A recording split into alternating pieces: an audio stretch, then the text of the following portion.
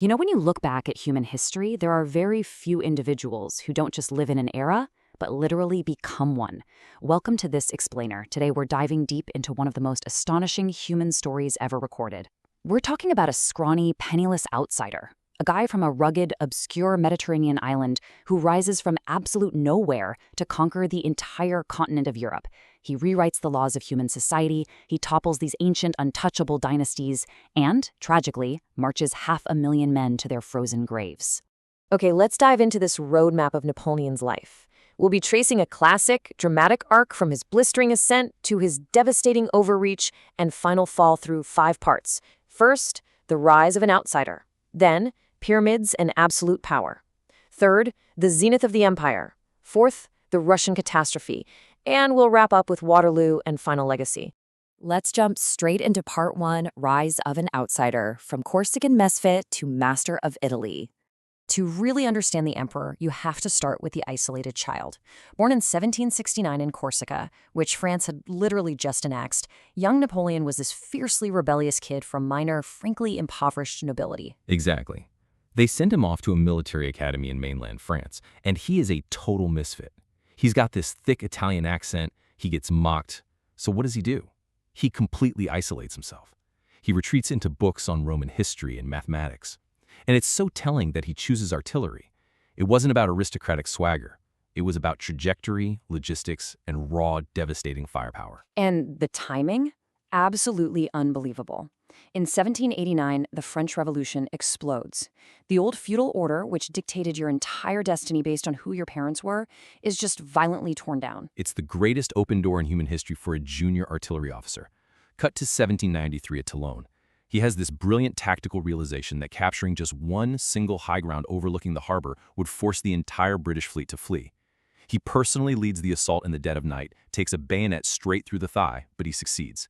At just 24 years old, he becomes a brigadier general practically overnight. Which brings us to a genuinely ruthless moment and a legendary phrase, a whiff of grape shot. Right. This is October 1795. Royalist counter-revolutionaries are marching on the government in Paris. The government is vastly outnumbered, panicking, and they turn to Napoleon. And he doesn't flinch. He wheels cannons right into the narrow city streets and loads them with grape shot. For those who don't know, grape shot is basically a canister filled with hundreds of iron balls. It essentially turns a cannon into a massive, terrifying shotgun. Exactly.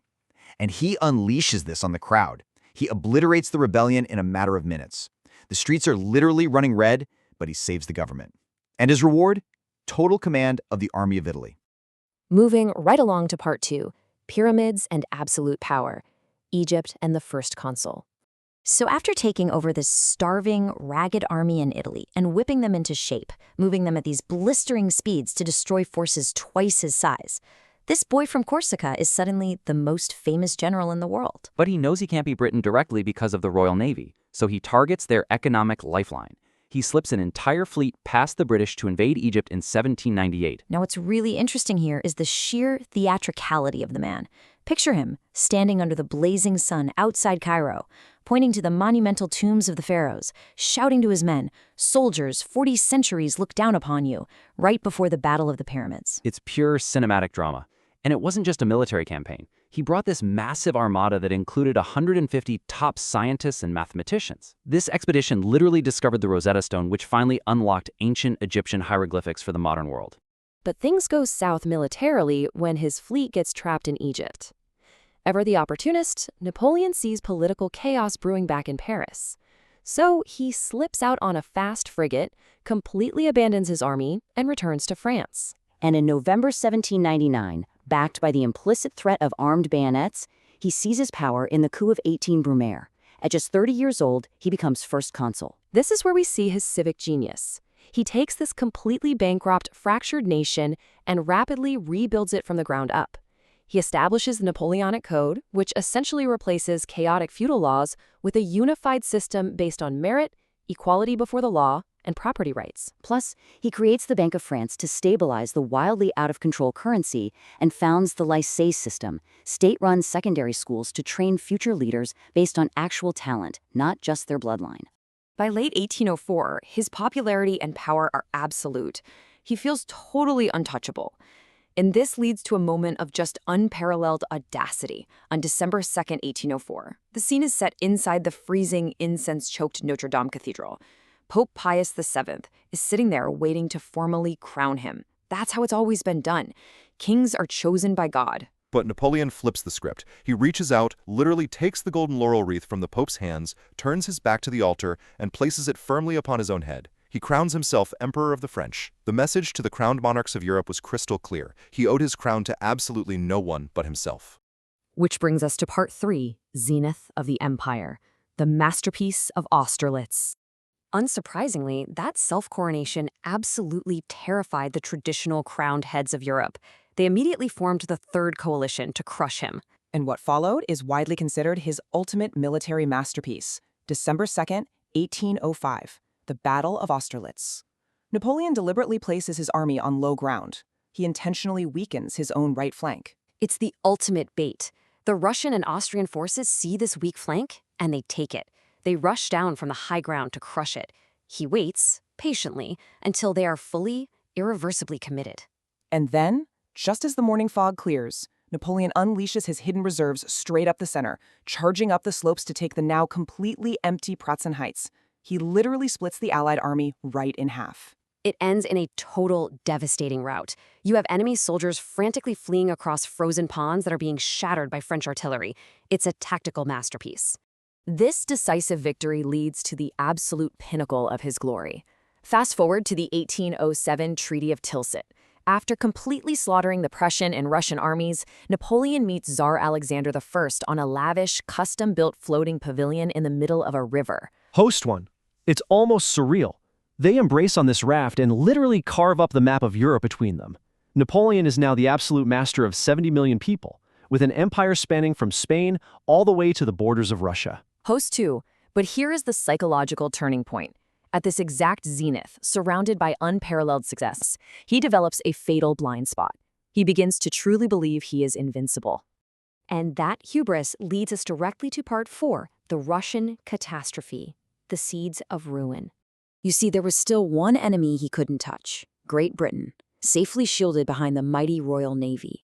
To break them, Napoleon instituted the continental system, a massive economic blockade banning European nations from trading with the British. And to enforce this blockade, he makes his first catastrophic blunder. In 1808, he invades the Iberian Peninsula and deposes the Spanish monarchy.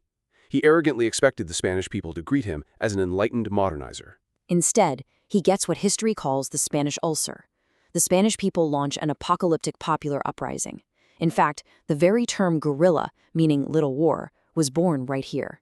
Civilians are ambushing French patrols, poisoning wells, fighting with absolute savagery. It turns into a grinding, relentless 6-year quagmire that ties down 300,000 French troops and bleeds his treasury dry. But he ignores this horrific foreshadowing of doom. When Tsar Alexander of Russia decides to abandon the trade blockade, Napoleon is utterly furious. His response? He assembles the massive, unprecedented Grande Armée to invade Russia.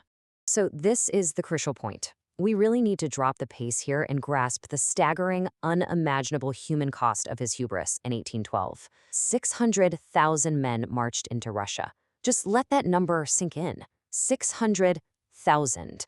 Fewer than 100,000 broken, frostbitten skeletons staggered back out. Let's walk through exactly how a disaster of this magnitude happens. The Russian commanders knew they couldn't beat him in a pitched battle, so they didn't fight. They retreated, employing brutal scorched earth tactics. They burned their own crops, poisoned their own wells. By the time they finally clashed at the Battle of Borodino, it wasn't a tactical masterclass. It was just a horrific meat grinder. 70,000 men fell in a single day of slaughter. Still, Napoleon pushes on and enters Moscow, fully expecting the Tsar to surrender. Instead, he finds a burning ghost town. The Russians set fire to their own capital. He waits there for 5 agonizing weeks in the smoldering ruins for an envoy that never, ever comes. By the time he finally swallows his pride and orders the retreat, the infamous Russian winter strikes. We're talking minus 30 degrees Celsius. Men are literally freezing solid where they stand. Starvation, typhus. And the absolute nightmare of the retreat is the Berezina River crossing. French engineers, heroes really, stood chest-deep in freezing, ice-choked water to build makeshift bridges. Most of them froze to death, sacrificing their own lives just so a fraction of their comrades could cross. the so-called invincible army was utterly, completely destroyed. It's incredibly grim. Which brings us to our final act. Part 5, Waterloo and Final Legacy, the Fall and the Return. Seeing the emperor so badly crippled after the snows of Russia, the rest of Europe finally smells blood. They join forces, defeat him at the massive Battle of Leipzig in 1813, and force him to abdicate. They exile him to Elba, a tiny Mediterranean island. The crowned heads of Europe breathe this massive sigh of relief. They think, finally, the nightmare is over. We're done with him. But let's look at this timeline because they completely, totally underestimated him. After just 10 months on Elba, pacing like a caged tiger, watching the French people grow restless under the newly restored, out-of-touch monarchy, Napoleon makes a breathtaking gamble. He slips past British naval patrols with a mere 1,000 guards and lands right back in France. Which leads us to what has to be one of the most cinematic, tension-filled moments in all of human history. King Louis XVIII sends the 5th Regiment of the French army to arrest him. They meet on this narrow, isolated mountain road. The royalist troops raise their muskets, they level them right at Napoleon's chest. And Napoleon, he steps out completely alone. He walks towards them, unbuttons his iconic gray overcoat, bares his chest, and shouts, "Soldiers of the 5th, I am your emperor. If there is one among you who would kill his emperor, here I am." Just imagine the dead silence that followed. For a second, nothing. Then, suddenly, the soldiers throw down their weapons. Many are weeping. They fall at his feet and roar for their emperor. Without firing a single shot, he wins back his entire empire. This begins the period known as the 100 Days. But the Allies aren't having it. They immediately declare him an international outlaw, not France, but Napoleon personally, and pledge 700,000 men to eliminate him forever. Knowing he's vastly outnumbered, he marches north into Belgium to strike first, trying to defeat the Allied armies before they can combine. And this culminates in the savage, chaotic bloodbath of Waterloo in June 1815. His fate was really sealed by a tragic sequence of events. First, there was heavy rain the night before. The ground turned to thick mud, which forced Napoleon to delay his crucial opening artillery barrage until the ground dried out a bit. Those lost hours in the morning proved absolutely fatal. Because when the battle finally joined, the British infantry formed these unbreakable, bristling square formations. They withstood wave after wave of desperate, charging French cavalry. And just as the sun is setting, Napoleon plays his final card. He sends in his elite, undefeated Old Guard. But for the first time in history, the Old Guard is thrown back. And right at that exact moment, Blücher's Prussian army, who had been marching all day, crashes violently into the exposed French right flank. The French line simply shatters into complete panic. Waterloo is lost. This time, the British take absolutely no chances. They load him onto a ship and sail him 5,000 miles away. They dump him on St. Helena, this bleak, windswept, volcanic rock right in the middle of the South Atlantic. For 6 years, he lives there in damp, rat-infested confinement. It's a humiliating end. Yet, the psychology of the man, even from his deathbed, suffering from agonizing stomach cancer, he is still fighting. He's waging a relentless war for his legacy. He tirelessly dictates his memoirs, carefully framing himself not as a bloodthirsty tyrant, but as a visionary, a misunderstood champion of liberty and progress. And that really brings us to the fiercely debated, dual nature of his impact on the world. You really have to look at both sides impartially here. On the one hand, you have his enduring civic contributions. This is a man who broke the back of feudalism. He established civil rights based on merit rather than birth, and quite literally laid the legal and administrative foundation for the modern European state. But on the other hand, you absolutely cannot ignore the staggering, dark costs of his reign. We're talking about a continent that was drowned in blood, millions of lives lost, over a decade of constant, devastating warfare, all driven by a relentless, unchecked warlord ambition that knew no limits. Historians still furiously argue about him today, but honestly, his own reflection near the very end of his life captures it perfectly. He said, "What a novel my life has been." It's the ultimate rags to riches story, but on a massive geopolitical scale.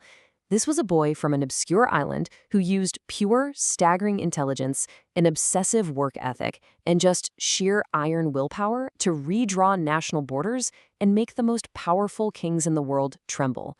Truly, few people in human history have ever written a story quite like his. So we'll leave you with this final provocative thought to ponder. Looking at everything we've unpacked in this explainer today, from the brilliant civic codes that shape our modern world to the millions of men frozen in the Russian snow, how do you weigh his legacy? Was Napoleon Bonaparte the enlightened modernizer who finally brought Europe out of the dark ages of feudalism?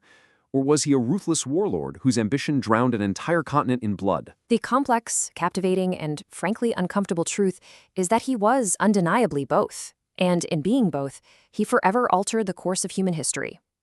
Thanks for joining us on this deep dive explainer, and keep questioning history.